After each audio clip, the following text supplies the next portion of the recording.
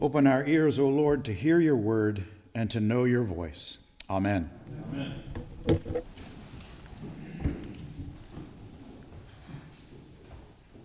Good morning. Good morning. Happy Mother's Day. I'm grateful, as always, to Father Joel for his generosity in permitting me to stand in the pulpit at St. Luke's. And when he invited me for Mother's Day, I got all excited. I was thinking, wow, I can't wait to see what the lectionary has for Mother's Day.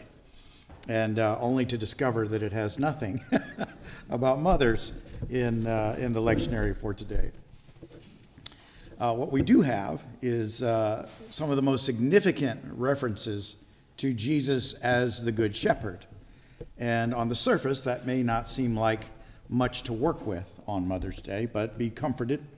Rest assured that I will follow the tradition of countless preachers over the decades who have found a way to make the material fit.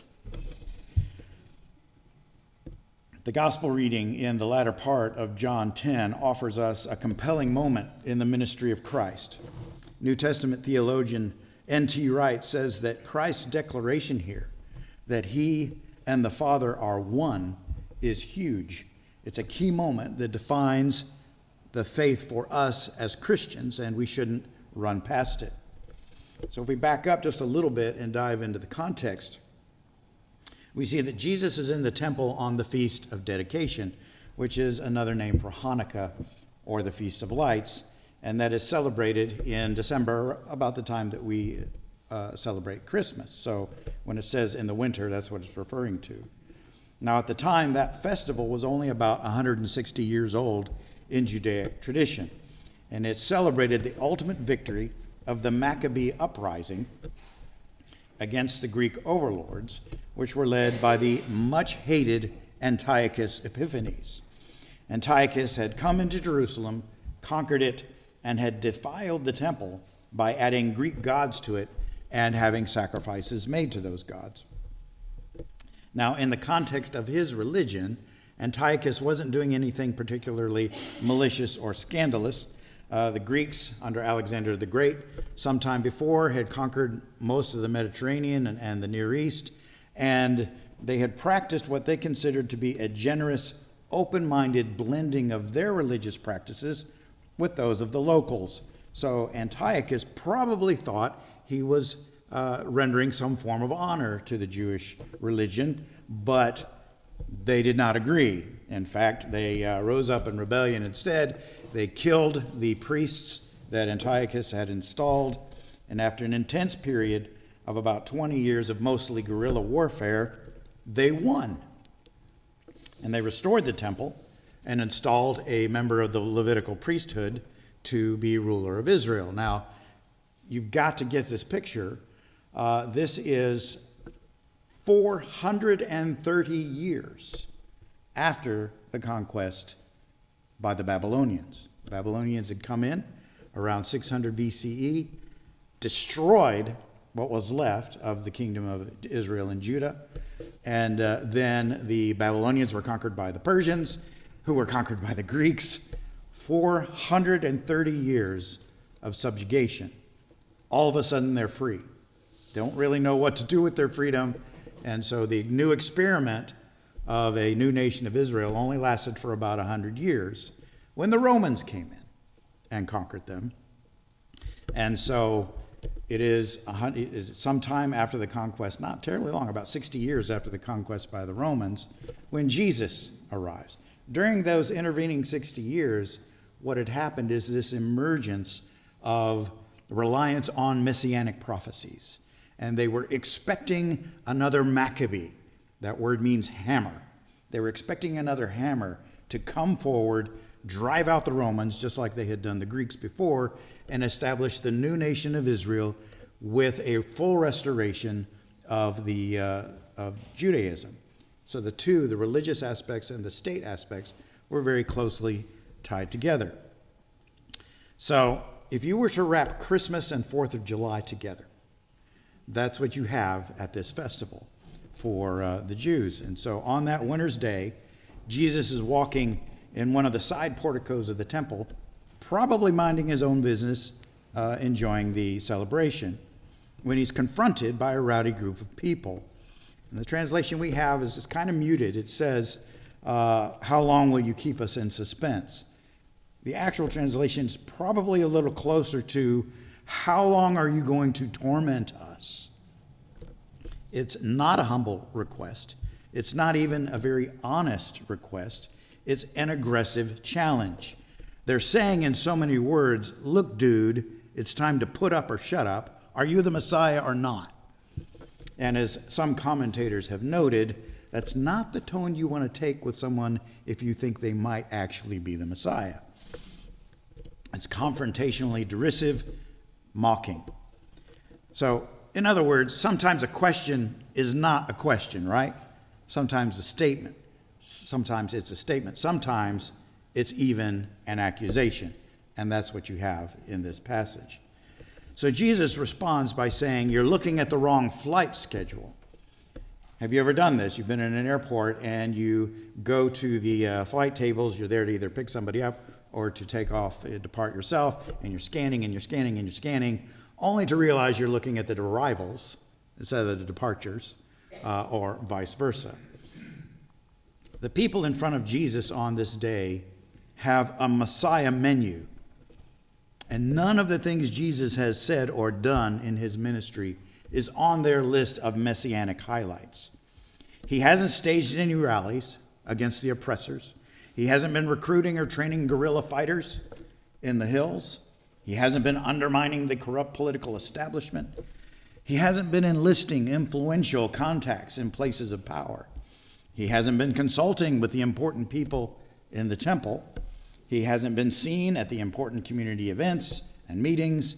He hasn't been writing treatises and having them distributed on all the existing media platforms to woo the intellectuals and the educated class in Jerusalem. What Jesus needs is a press agent, a speechwriter, a good PR firm. He doesn't have any of those. What's he been doing? Instead, he's been hanging out with a group of nobodies, including former tax collectors and fishermen. He's been consorting with lowlifes and Samaritans. He's been solving beverage issues at parties, healing the sick, the lame and the blind, touching lepers, feeding masses of hungry people, delivering people from intense personal darkness, bringing back people from the dead, even forgiving sins. Basically, Jesus tells them, you can't hear me talking. They can't hear him because they already have all their answers. And there's no room in their hearts for miracles. Let me conclude with what I believe is a relevant Mother's Day story. My mother passed away mid-March 2 years ago, just as the pandemic was getting started, which meant we weren't able to have a ceremony for her, a funeral. We did get together as a family and celebrate her life. She died a victim of Alzheimer's. So we had watched her decline over a period of about 5 years, and as you can imagine, by the end, she wasn't mentally there. So we'd gone out to Texas to see her a few weeks before the end, and we spent time with Mom and Dad and with my sister's family who'd been taking care of her. And no matter, in spite of all of the things that had changed, one thing had not changed. When she saw me, she could not remember my name, but she knew I was one of hers. And she would smile and hug and kiss me and lay her head on my shoulder and just hum happily away. A little bit before that, my sister had given her a little baby doll, and Mom cooed and patted over it like a real baby.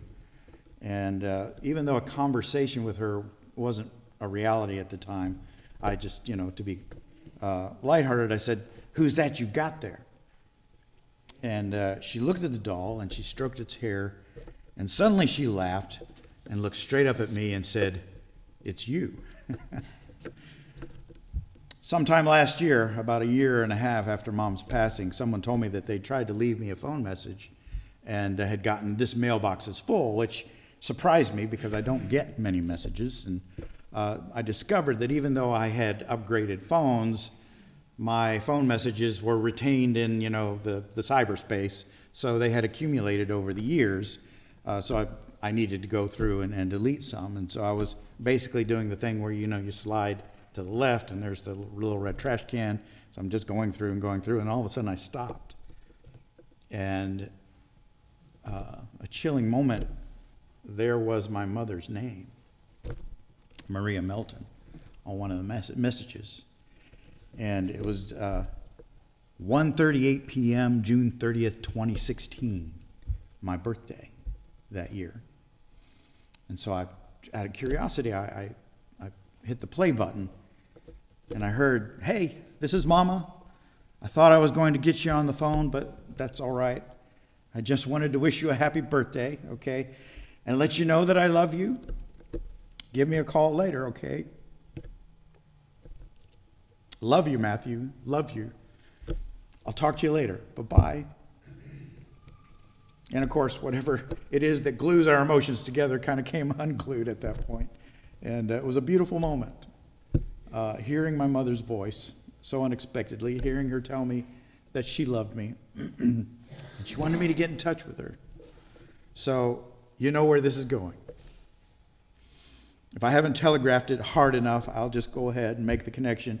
Jesus says his sheep hear his voice. And I think he wants us to hear his voice speaking into our lives across time and space, urging us to get in touch with him, urging us to be his voice, to pass his message and love to those around us. In case you're wondering, I did not erase my mom's message. I've got it on my phone right now, and obviously it's in my heart. So I hope it's not too cheesy to conclude by saying, let's not erase the voice of the Good Shepherd. Let's keep his voice active in our lives and saved in our hearts. Amen. Happy Mother's Day.